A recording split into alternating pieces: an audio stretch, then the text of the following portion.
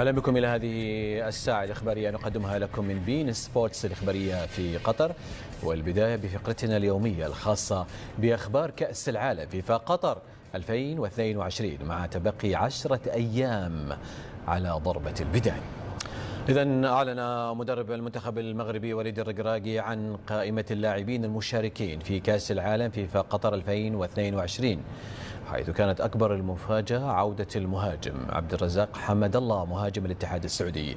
وضمت اللائحة 26 لاعبا، وعرفت تواجد أهم نجوم المنتخب على غرار حكيم زياش، أشرف حكيمي، نصير مزراوي، والحارس ياسين بونو. فيما شهدت استدعاء بلال خنوس لأول مرة. يذكر أن المنتخب المغربي يسجل سادس مشاركة له في تاريخه في بطولة كأس العالم، وأوقعته القرعة بالمجموعة السادسة التي تضم كل من بلجيكا، كرواتيا، ومنتخب كندا. كما تم الإعلان عن قائمة المنتخب الألماني للبطولة، والتي شهدت غياب مارك رويس. ينضم إلينا الأخضر نوالي للحديث عن تشكيلة المنتخب المغربي التي سوف تشارك بإذن الله في كأس العالم في قطر 2022. هل هي التشكيلة المتوقعة؟ ندرك هناك نجوم في هذه التشكيلة، ولكن هل هي التشكيلة المتوقعة؟ هل غابت أسماء، وجدت أسماء لم يتم التوقع لها بأن تكون ضمن المنتخب المشارك في كأس العالم؟ نعم حمد، يعني بعد ترقب كبير تم الإعلان عن لائحة الأسود النهائية التي ستدخل غمار كأس العالم قطر 2022.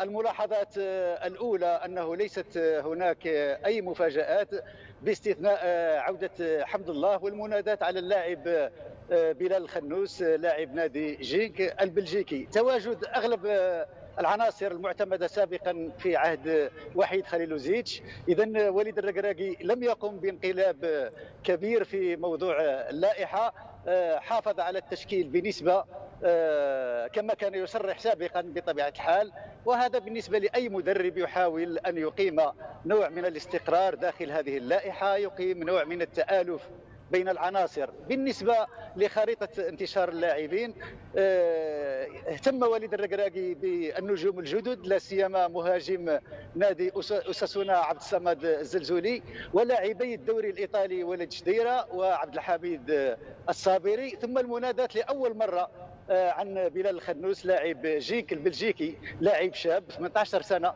ربما قد لا يقحمه في المباريات لكنه سيسجل كربح في المستقبل للمنتخب المغربي. يعني الأخضر أكيد هناك ردود أفعال، وأيضا كذلك ردة فعل منك أنت شخصية. رأيك أنت الشخصي كمراسل للبين سبورتس، ورأيك بالنسبة لبين سبورتس الإخبارية، وبالتأكيد جلس مع بعض الصحفيين، مع بعض النقاد، فكان لهم رأي في هذه التشكيلة.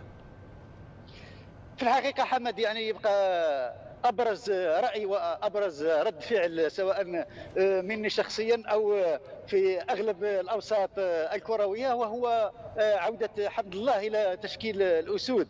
ففيه نوع من المصالحة الداخلية قد تحقق، وسيسجل معها نوع من خفوت الأصوات التي طالبت بعودة حمد الله منذ مدة، مما سيضع نوع من التهدئة بين الرأي العام الرياضي ووليد الركراكي. على كل حال هذه المعطيات التي ليست بمفاجئة على كل حال في أغلب اختياراتها، ستكون مجال انتظارات قوية، ويبقى الهدف الأساسي حمد هو أن يكون هناك حضور قوي في كأس العالم يعطي صورة إيجابية عن الكرة المغربية، وأن يسجل اختراق على الأقل العبور إلى الدور الموالي، لأن العودة من الدور الأول لا قدر الله ليس إنجازا على كل حال، على اعتبار أن كل هذه المتاعب وهذا الحديث وهذه التحضيرات لا يمكن أن نعتبر معها المشاركة السادسة في كأس العالم للأسود، لا يمكن أن نعتبرها مشاركة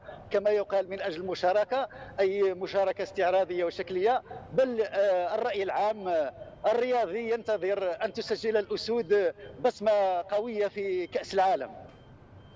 كل التوفيق للمنتخب المغربي بهذه الأسماء الكبيرة والنجوم الكبيرة المتواجدة، وسعيد جدا بعودة اللاعب الكبير عبد الرزاق حمد الله إلى تشكيلة المنتخب المغربي. شكرا جزيلا لك الأخضر النوالي من الرباط.